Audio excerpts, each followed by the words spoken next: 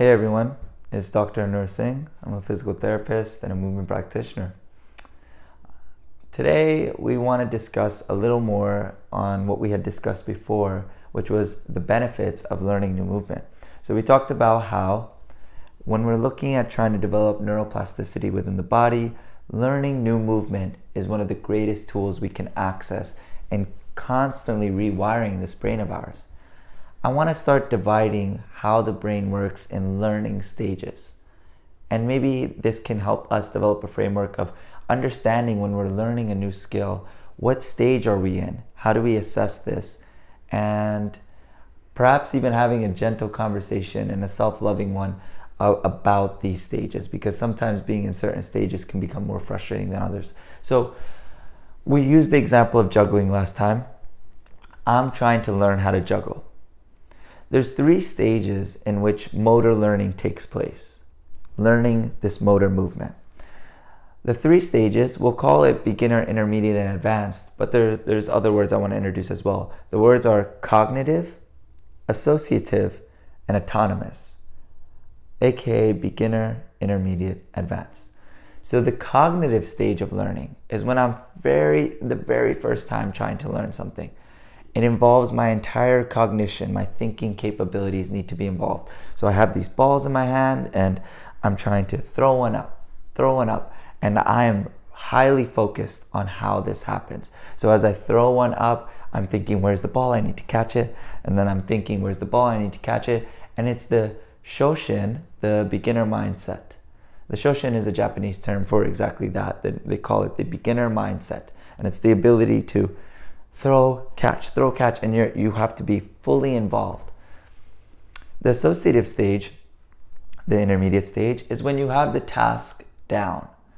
So I'm able to juggle.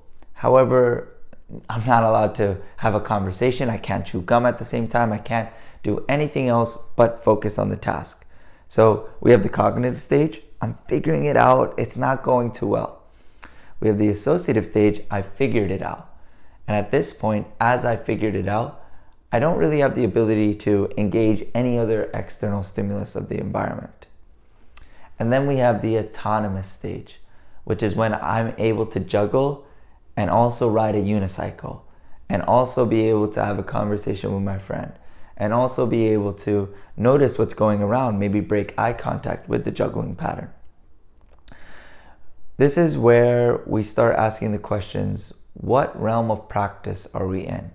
So I told a little bit in one of the earlier videos about different practices I engage. There are certain practices where I'm in the autonomous stage. I love handstands. I'm in the autonomous stage there. I can have a conversation. I can be upside down. I feel really comfortable there. And then there's other practices where I'm in the cognitive stage. I'm currently still learning the basics of jiu-jitsu, so I am struggling. I am thinking a lot. I can't flow. So we asked ourselves, where do we want to be in our practice? And I think you might know what the answer is. It's the Shoshin, the beginner mindset. It's the cognitive stage. And it's funny because the cognitive stage is the one where we get the least love from our society. We love idolizing autonomous stage practitioners. The baseball pitcher who has dialed in one craft, 90-mile-per-hour pitch. The football player who knows one item, how to throw.